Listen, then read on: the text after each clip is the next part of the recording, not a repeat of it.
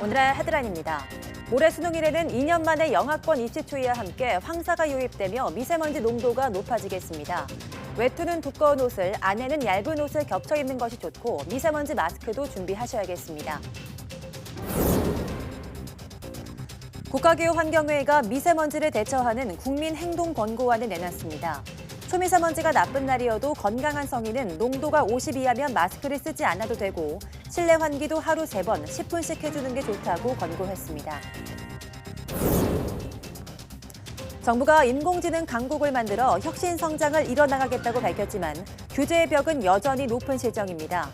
금융당국이 빅데이터 거래소를 만들겠다는 계획을 내놨지만 데이터 3법 개정안이 국회에서 잠을 자면서 발목을 잡고 있습니다.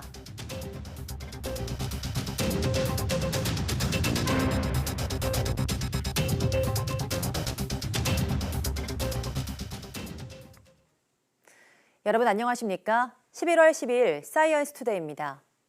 수학 능력 시험을 앞둔 수험생들, 날씨라는 복병에도 대비가 필요할 것으로 보입니다.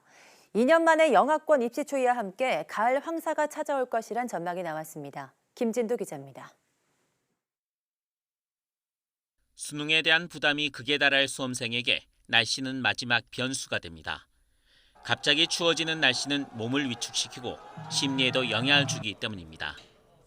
날씨가 추워지면 자율신경계의 불균형에 의해서 우리 몸은 피로를 느끼게 되고 컨디션 저하는 유발될 수 있고요. 28차례 있었던 수학 능력 시험에서 영하권 입시 추이는 6차례밖에 없었습니다. 그런데 이번에 7번째 입시 추이가 찾아옵니다. 서울과 춘천 기온이 영하로 떨어지겠고 영상권 기온이 예상되는 남부지방도 찬바람에 체감 온도가 영하권에 머물 전망입니다. 여기에 가을 황사까지 나타나며 호흡기를 불편하게 할 가능성이 큽니다. 저기압이 몽골과 중국 북부를 지나며 황사가 발생할 것으로 보입니다. 이 황사가 북서풍을 타고 우리나라로 유입되며 수능일에 영향을 줄 것으로 보입니다. 입시 추위에 대비하려면 외투는 두껍게 입고 안에는 얇은 옷을 2벌 정도 겹쳐 입는 것이 좋습니다. 또 호흡기가 약한 수험생은 미세먼지용 마스크와 함께 보온병에 따뜻한 차를 준비해 쉬는 시간마다 마셔주면 도움이 됩니다. YTN 김유두입니다. 미세먼지가 심해지는 겨울철이 다가오면서 보건용 마스크 준비하시는 분들이 많으실 겁니다.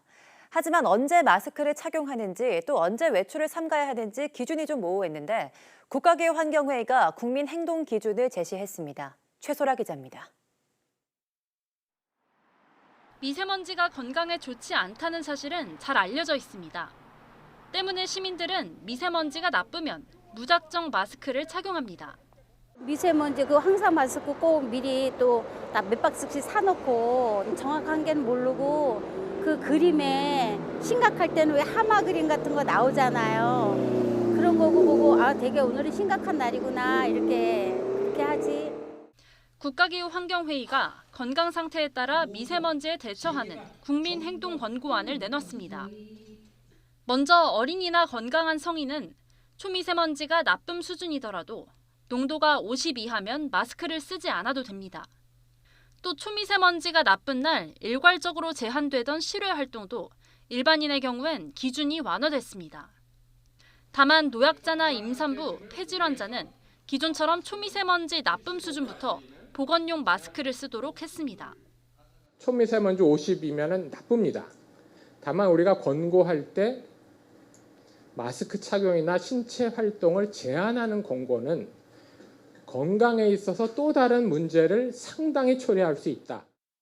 전문가들은 또 미세먼지가 나쁜 날에도 실내 환기는 해주는 편이 좋다고 강조했습니다. 방법은 하루에 3번 10분씩 짧게 환기를 하는 방식을 권고했습니다. YTN 사이언스 최소라입니다. 국제원자력기구는 이란이 핵합의에서 금지한 포로도 농축시설에서 우라늄 농축을 시작했다고 확인했습니다. 이에 따라 이란은 핵합의에서 한 발 더 멀어지게 됐습니다. 박상남 기자의 보도입니다. 지난해 5월 미국의 이란 핵합의 탈퇴 이후 핵합의 이행을 단계적으로 축소해온 이란이 한 발 더 나아간 것으로 확인됐습니다. 국제원자력기구는 최신 보고서에서 이란이 핵합의에서 금지한 시설에서 우라늄 농축을 진행하고 있다고 확인했습니다. I have just informed the IAEA Board of Governors about the resumption of uranium enrichment at Fordo. 또한 이란의 농축 우라늄 저장량이 계속 증가하고 있고 농도 역시 핵합의 한도를 넘어섰다고 밝혔습니다. 현재 이란의 농축 우라늄 저장량은 372.3kg, 농축 농도는 4.5% 수준으로 모두 한도 초과 상태입니다. 농축 농도 4.5%는 저농축 우라늄으로 분류됩니다. 보고서는 또 이란이 핵합의에서 언급하지 않은 새로운 원심 분리기를 설치했다는 사실도 적시했습니다. EU 외무장관들은 일제히 우려를 표시했습니다. Wir wollen das JCPOA erhalten, aber dann muss der Iran endlich zu seinen Verpflichtungen zurückkehren und diese auch einhalten. Ansonsten werden wir uns alle Mechanismen vorbehalten, die in dem Abkommen festgelegt sind. 이란은 핵합의 이행 범위를 단계적으로 축소해왔으며 포르도 시설 가동은 4단계 조처입니다. 이란은 다른 서명국이 합의를 지키지 않으면 행동 대 행동 원칙에 따라 이란도 이행하지 않을 권리를 부여한 핵합의 26조와 36조에 따른 것이라고 주장하고 있습니다. YTN 박상남입니다. 문재인 정부의 경제 정책 기조 가운데 하나는 혁신 성장입니다. 지난달에는 인공지능, AI 강국이 되겠다는 포부도 내놨는데요. 하지만 4차 산업혁명을 준비하기에는 규제의 벽이 높아 보입니다. 최영 기자가 보도합니다. 문재인 대통령이 국내 최대 인공지능 개발자 모임 현장을 찾아 AI 강국을 천명한 날. 정부는 올해 안으로 완전히 새로운 인공지능에 대한 기본 구상을 바탕으로 인공지능 국가 전략을 제시할 것입니다.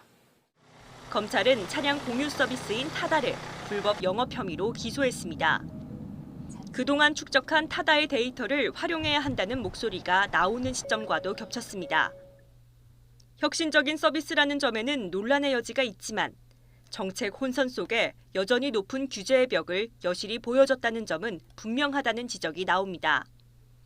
이처럼 혁신 성장과 더불어 인공지능 정부로 가는 길에는 규제라는 큰 장애물이 놓여 있습니다. 알파고가 바둑 기록을 학습해 이세돌 구단을 이긴 것처럼 인공지능의 발전에는 사람이 축적한 방대한 양의 데이터, 즉 빅데이터가 무엇보다 중요하지만 이를 활용할 길은 사실상 막혀 있기 때문입니다. 금융당국이 빅데이터 거래소를 만들겠다는 야심찬 계획을 내놨지만 진전이 없는 것도 같은 맥락입니다. 이른바 데이터 3법 개정안에 국회 통과를 가정한 계획인데 여당이 주도해 과도한 중복 규제를 개선하는 내용의 개정안은 1년째 국회 문턱을 넘지 못하고 있습니다. 특히나 우리나라는 전 세계적으로도 개인정보 보호 규제가 강력한 국가 가운데 하나로 꼽힙니다. 우리나라 개인정보보호법이 보호는 확실하게 하는데 그 데이터를 활용한다는 측면에서는 상당히 발목을 잡고 있는 건 분명하고요. 악용할 수 있으니 아예 활용을 하지 마라라는 그런 취지로 법률이 되어 있습니다.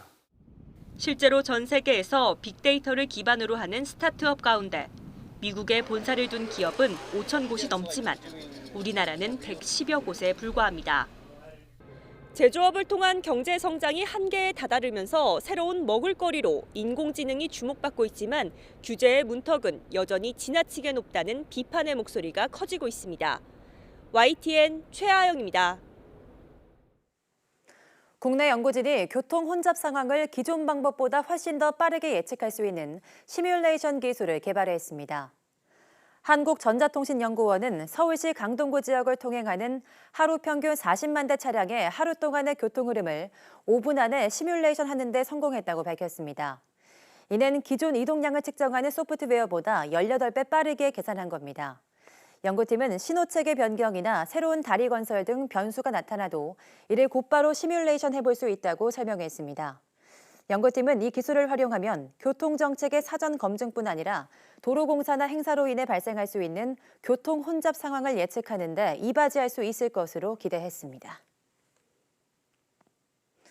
정부가 대학의 인공지능과 차세대 반도체 첨단 분야 학과 입학 정원을 2021년부터 8,000명 늘려 인재 8만 명을 추가로 양성하겠다고 밝혔습니다.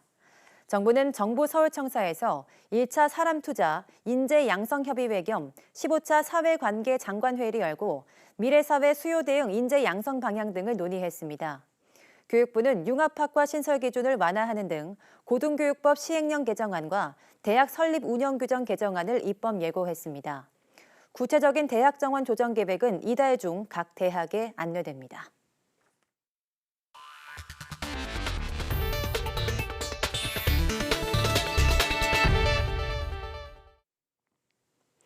네, 국내 연구진이 스마트폰 앱 개발 과정에서 시제품 제작 과정을 단축해 개발비를 줄이는 기술을 개발했습니다.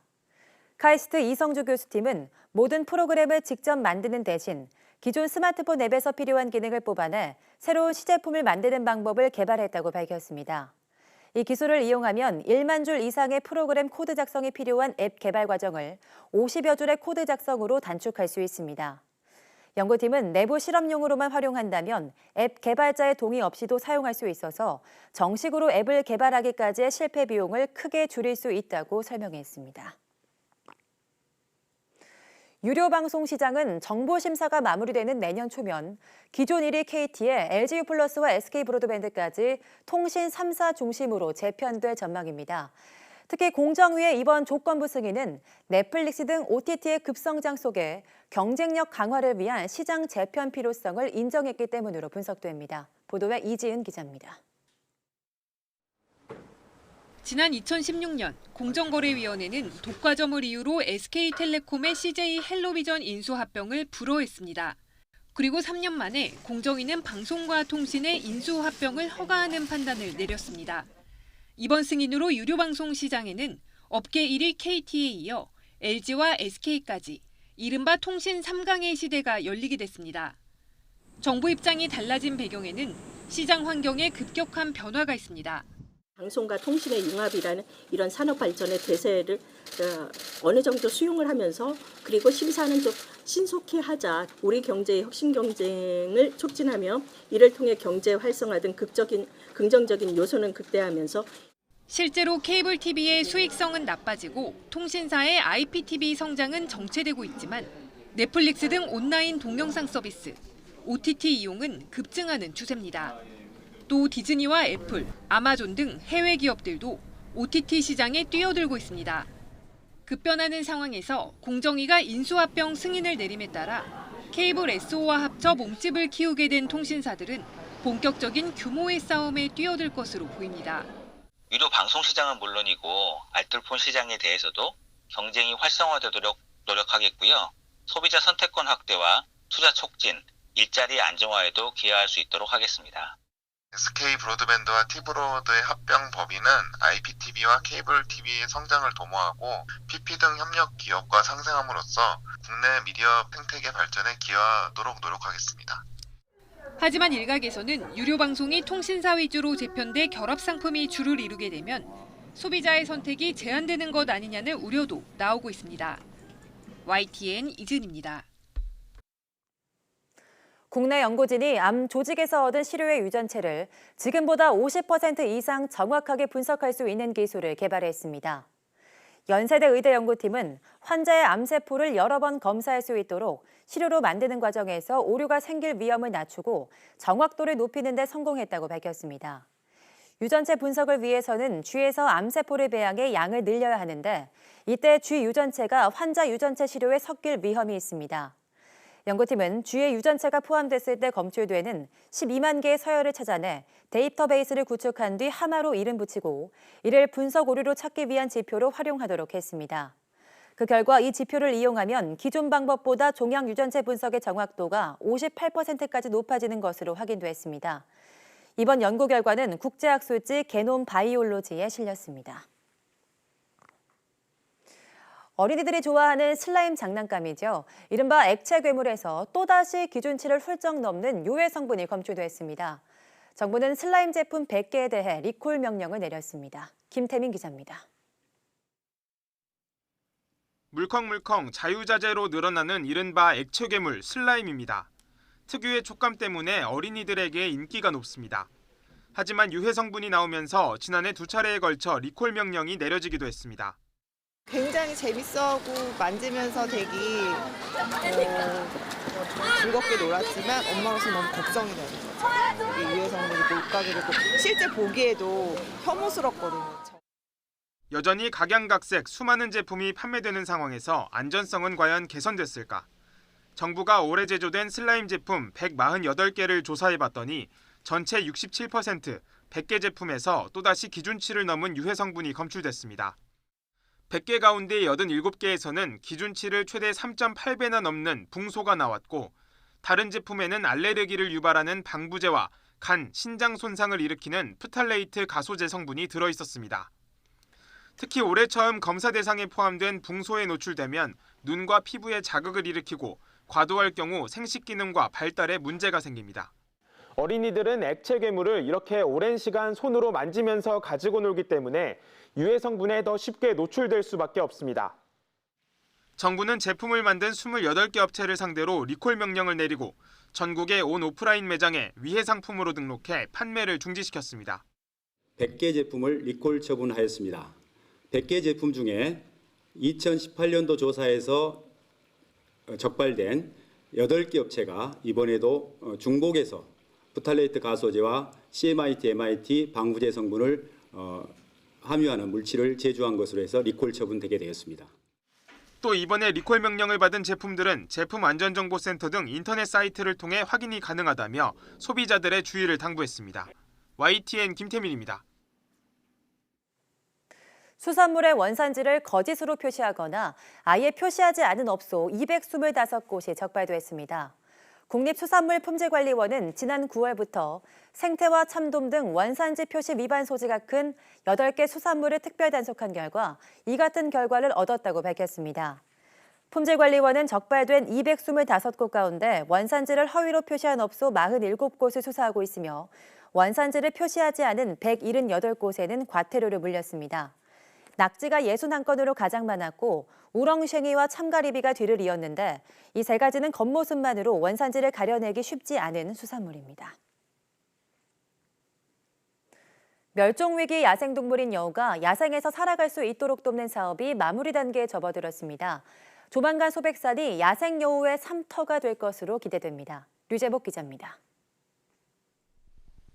여우는 그물망 받기 두려워 한참을 서성입니다. 한 번도 접해본 적 없는 세상. 하지만 야생 본능을 참기 힘든 듯 곧 보금자리를 박차고 힘차게 뛰어나갑니다. 소백산에 방사된 여우입니다. 원래 정식시설에서 태어난 새끼 17마리와 부모 개체 6마리 등 총 23마리를 가족 단위로 방사했습니다. 여우는 방사된 뒤에도 꼼꼼한 관리를 받습니다. 한 곳에 뭉쳐 살아 서로 싸우지는 않는지, 민가나 도로로 내려와 피해를 보지 않는지 관리 요원들은 낮과 밤이 따로 없습니다. 18시 07분 우금리 방사장에서 발신기 감도 피크 풀, 각도 350도입니다. 봄에 태어난 여우 새끼들은 어미 젖을 떼고 나면 자연 적응 훈련장으로 옮겨집니다.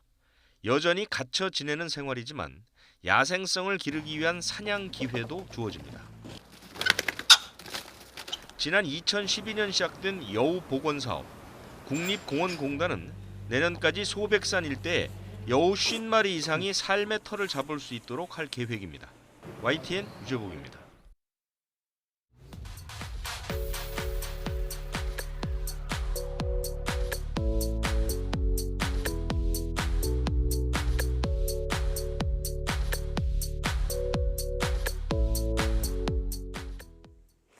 네, 이틀 뒤 14일에는 2020학년도 대학 수학 능력 시험이 치러집니다. 올해는 수능 한파에 황사까지 겹칠 것으로 보여 추위뿐 아니라 미세먼지 걱정까지 더하게 됐는데요. 그런데 이런 미세먼지가 성적과도 연관이 있다는 연구 결과가 있다고 합니다. 오늘은 사이언스 투데이 날씨학 개론에서 더 자세히 이야기해보도록 하겠습니다. 모두 많은 시청 바랍니다. 함께해 주신 여러분 고맙습니다.